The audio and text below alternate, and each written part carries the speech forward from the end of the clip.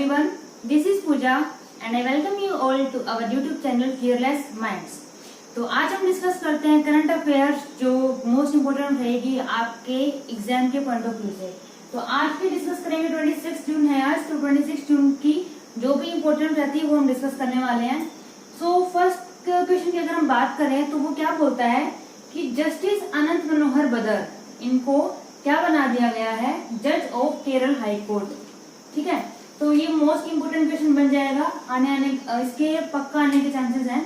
तो जस्टिस अनंत मनोहर सिंह है, ठीक है, तो इसको याद कैसे करोगे, सिर्फ मनोहर से याद कर लेना कि मनोहर को करेला पसंद नहीं है। ठीक है, मनोहर को करेला पसंद नहीं है, तो क्या हो जाएगा कि जो जस्टिस अनंत मनोहर हैं वो उनको केरल के हाई कोर्ट का जज बना दिया गया है। ठीक है, तो अगली बात करते हैं कि एक पर्सन है जिनकी हाल ही में डेथ हुई है, उनका क्या नाम है, जोएल चुमाचर। जोएल चुमाचर है, इनकी डेथ हो गई है हाल ही में, और इनका ये पूछा जाएगा कि ये कहाँ से रिलेट है और ये किससे रिलेटेड है, मतलब इनका काम क्या था। तो अगर काम की बात करते हैं तो ये है फिल्म मेकर थे, और अगर बात करें कि कहाँ से थे ये, तो ये अमेरिका से थे, तो अमेरिकन फिल्म मेकर थे, और इनकी अभी हाल ही में डेथ हो गई है। जिसकी हाल ही में डेथ होती है उसके ऊपर एक क्वेश्चन पक्का ही आता है, कोई भी कॉम्पिटिटिव एग्जाम हो उसमें।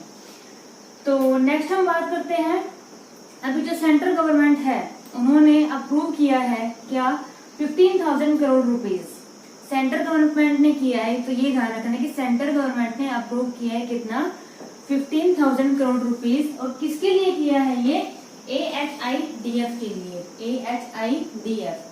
तो सबसे पहले तो आपको AHIDF की फुल फॉर्म पता होनी चाहिए, तो animal husbandry infrastructure development fund. ठीक है, तो इसमें क्या होगा कि आपको आई की फुल फॉर्म पूछ सकता है वो कि आई की फुल फॉर्म बताओ, या डी की फुल फॉर्म बताओ, या एफ की फुल फॉर्म बताओ। ठीक है, तो ये पूरी आप याद कर लेना कि animal husbandry infrastructure development fund इसकी फुल फॉर्म है। उसके बाद क्वेश्चन ये बनेगा कि आप ये बताइए कि वो ये तो बता देगा कि 15,000 करोड़, जैसे आपको ये याद होगा कि इतनी अमाउंट अप्रूव की है गवर्नमेंट ने इसके लिए। अब बात आती है कि मिनिस्टर कौन है, इसका minister, animal husbandry dairy and fisheries का मिनिस्टर कौन है। ठीक है, इसके ऊपर मोस्ट इम्पोर्टेंट क्वेश्चन ये बन जाएगा। तो मिनिस्टर कौन है, हमारे गिरिराज सिंह। ठीक है, गिरिराज सिंह जो है वो मिनिस्टर हैं किसके, animal husbandry dairy and fisheries के। अब बात करते हैं कि जो 25 जून है उसको कौन से डे के से सेलिब्रेट किया जाता है, तो वो है international day of seafarer. International day of seafarer. तो सी फेयरर क्या होते हैं, जो नाव चलाता है ना, नाविक होता है, तो उनको सम्मान देने के लिए ये डे सेलिब्रेट किया जाता है, और 25 जून को ये सेलिब्रेट होता है। अगर बात की जाए कि इसको स्टार्ट कब किया था, तो ये स्टार्ट किया था 2010 में। ठीक है, 2010 में शुरुआत हुई थी। और क्योंकि कई बार क्या होता है कि एग्जाम में ये पूछ लिया जाता है कि इस बार कौन से नंबर का सेलिब्रेट हुआ था, वो 5th था, 6th था, 10th था, 20th था, तो ये आप जरूर याद कर लीजिएगा कि कितने नंबर का था, स्टार्ट कब हुआ था और कौन से डे को सेलिब्रेट किया जाता है।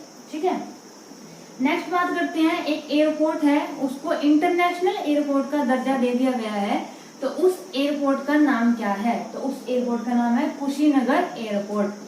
अब बात यह आएगी कि कुशीनगर एयरपोर्ट जो है ये है कहाँ सिचुएटेड है, तो ये है यूपी के अंदर। ठीक है, यूपी के लोग खुश रहते हैं, इसे याद कर लेना कि यूपी में कुशीनगर एयरपोर्ट है, उसको इंटरनेशनल एयरपोर्ट का दर्जा दे दिया गया। ठीक है, अब बात करते हैं कि ब्रिज है उसको इनोग्रेट किया है, तो कौन कौन से ब्रिज है उन दोनों का नाम याद होना चाहिए। उसके बाद ये याद होना चाहिए कि वो दोनों ब्रिज है कहाँ पे, तो उन दोनों का नाम क्या है, देविका एंड पुनेजा।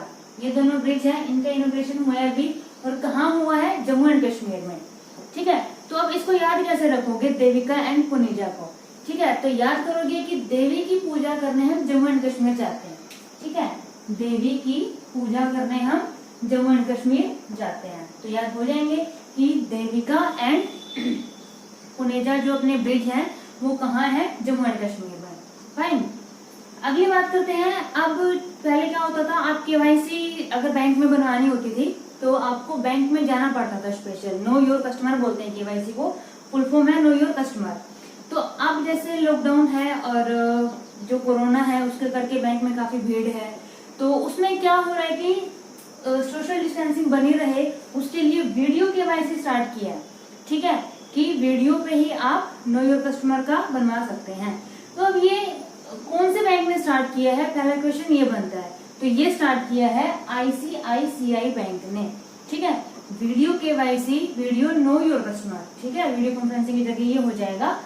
तो ICICI बैंक ने ये स्टार्ट किया। तो आप ICICI की फुल फॉर्म याद कर लेना, मोस्ट इंपोर्टेंट है, बहुत सारे एग्जाम में पूछी गई है ये। तो ICICI की फुल फॉर्म क्या है, industrial credit and investment corporation of India, industrial credit and investment corporation of India. तो ये अच्छे से याद कर लेना। नेक्स्ट बात करते हैं, एक फंड रिलीज किया है क्लाइमेट प्लेज फंड। तो climate pledge fund most important question है, किसने रिलीज किया है, ये अमेजोन ने, ठीक है। अब इसको याद कैसे करोगे, अमेजोन में आपने अभी देखा था कि काफी जो फॉरेस्ट था उसमें आग लग गई थी, ध्यान होगा सबको, ठीक है। तो वो क्लाइमेट से रिलेटेड था ना, और अमेजोन था क्लाइमेट से रिलेटेड था, तो ये भी वही है, अमेजोन है और क्लाइमेट प्लेज फंड है, ठीक है। तो उससे ये याद हो जाएगा आपको। तो क्लाइमेट प्लेज फंड है जो अमेजोन ने रिलीज किया है। उसके बाद बात करते हैं कि जो हमारा रिलायंस जियो है, सबने सुना होगा रिलायंस जियो के बारे में, नो डाउट सबको पता भी होगा क्या है। तो रिलायंस जियो ने एग्रीमेंट साइन किया है किसके साथ, हरियाणा के साथ। किस लिए किया है कि ये जो स्टूडेंट्स हैं, ठीक है, उनको पढ़ाएगा ये, ठीक है, एजुकेट करेगा। कितने स्टूडेंट्स हैं, नंबर ऑफ स्टूडेंट्स आपने याद रखने हैं, 52 लाख स्टूडेंट्स हैं, ठीक है।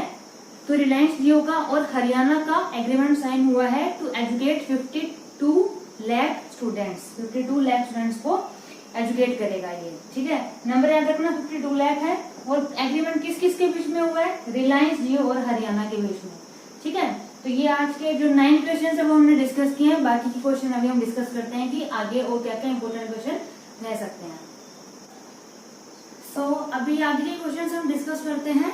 तो अगला जो 10th क्वेश्चन है वो क्या बोलता है, एक ई ब्लड सर्विसेज मोबाइल ऐप है, ये लॉन्च हुई है, ई ब्लड सर्विसेज मोबाइल ऐप। कहाँ लॉन्च हुई है और किस लिए लॉन्च हुई है वो बात करते हैं। ये लॉन्च किसने की है, ठीक है। अब आपको पता लग रहा होगा कि अगर ब्लड से रिलेटेड कुछ है तो कौन सा मिनिस्टर कर सकता है इसको लॉन्च, हेल्थ मिनिस्टर लॉन्च करेगा। तो हेल्थ मिनिस्टर का आपको पता होना चाहिए कि हु इज हेल्थ मिनिस्टर, तो उनका नाम है डॉक्टर हर्षवर्धन, ठीक है।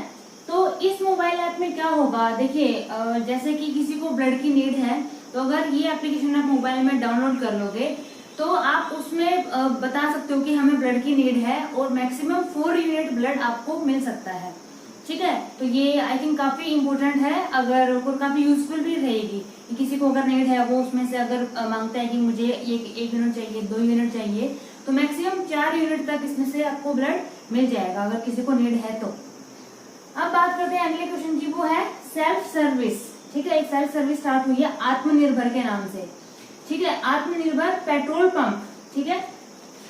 ये स्टार्ट हुआ है पुणे महाराष्ट्र में। अब इसमें है क्या, जैसे हम पेट्रोल पंप पे जाते हैं तो क्या करते हैं कि वहाँ एक पर्सन हमें मिलेगा, वो पेट्रोल डालता है, फिर हम उसको कैश देते हैं, ऐसा कुछ रहता है। बट इसमें क्या होगा कि वहाँ एक पर्सन सिर्फ खड़ा होगा, वो आपको एक बार बता देगा कि आपको ऐसे ऐसे यूज करना है, पेट्रोल आप खुद डालेंगे उसमें, ठीक है। इससे क्या होगा, 2 चीजें होंगी, एक तो सोशल डिस्टेंसिंग का मेंटेन रहेगा, दूसरी बात ये है कि आपका जो नोक-झोंक होती है पेट्रोल पंप पे, आप बोलते हो कि मैंने 0 नहीं देखा था, या फिर हम क्या बोलते हैं कई बार कि वो सेट किया होता है उन्होंने कि 100 पे इतने का होगा, उतने का होगा, तो वो सब लड़ाई झगड़ा नहीं होगा। आप अपनी मर्जी से जितने का पेट्रोल डालना चाहिए वो डाल सकते हैं, ठीक है। और उसमें जो मीटर है वो भी आप देख सकते हो कि 0 था या नहीं था, क्योंकि आप खुद रिस्पॉन्सिबल होंगे उसमें, आप खुद डाल रहे हैं तो, ठीक है। तो उसका नाम क्या है, आत्मनिर्भर।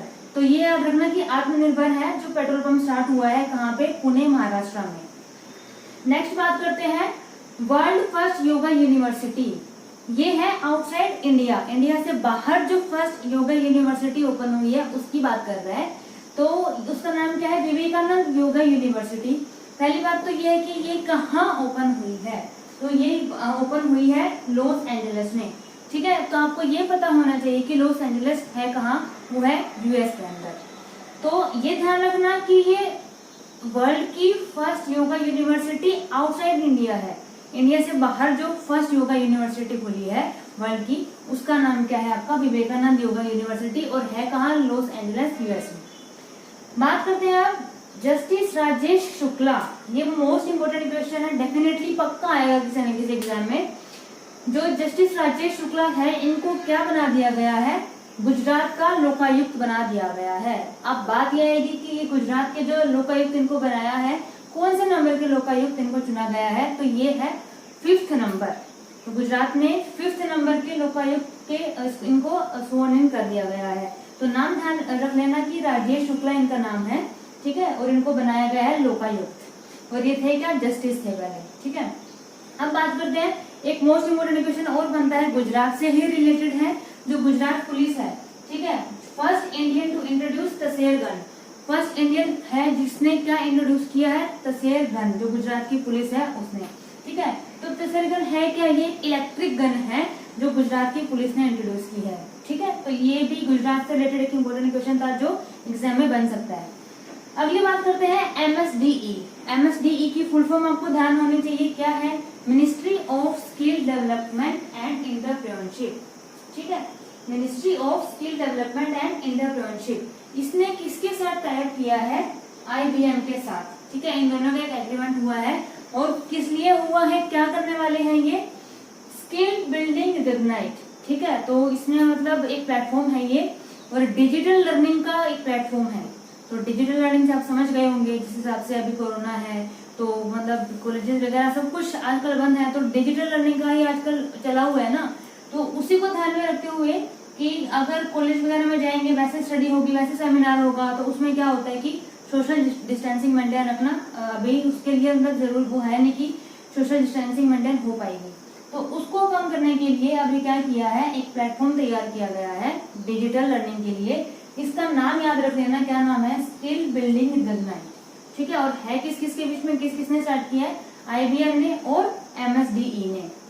अब एक इसमें क्वेश्चन क्या बन सकता है कि जो MSDE है, इसके यूनियन मिनिस्टर कौन है, मोस्ट इम्पोर्टेंट क्वेश्चन बन जाएगा, इसके यूनियन मिनिस्टर कौन है, तो वो है महेंद्र नाथ पांडे।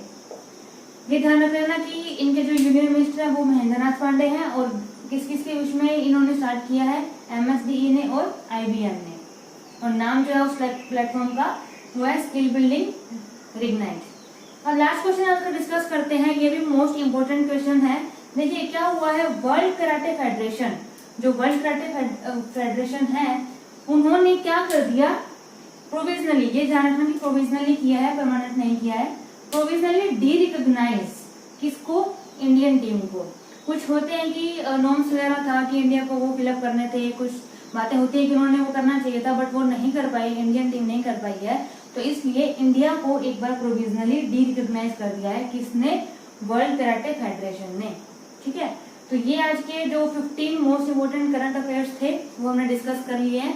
बाकी कल हम डिस्कस करेंगे जो कल इम्पोर्टेंट रहेंगे, और अच्छे से एक बार रिवाइज कर लेना सभी। मंथ के लास्ट में हम सभी की क्विज लेकर आएंगे, वो डिस्कस करेंगे, आपकी अच्छे से रिविजन हो जाएगी उससे। तो तब तक हंसते रहिए, मुस्कुराते रहिए और देखते रहिए fearless minds. Thank you so much.